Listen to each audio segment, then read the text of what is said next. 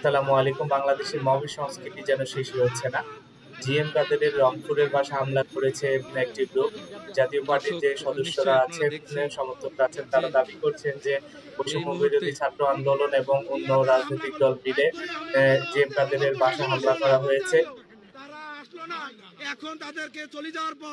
সেনাবাহিনী স্পষ্ট অবস্থান ব্যক্ত করার পরেও কিন্তু এই মব কালচার কিন্তু শেষ হচ্ছে না।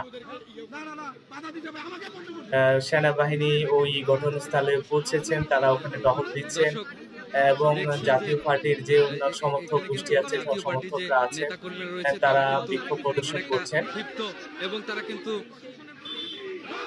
তারা বিভিন্ন স্লোগান দিচ্ছেন এটার প্রতিবাদে। রংপুরে জাতীয় পার্টির সভাপতি জিএম কাদেরের বাসায় হামলা করেছে দুর্বৃত্তরা।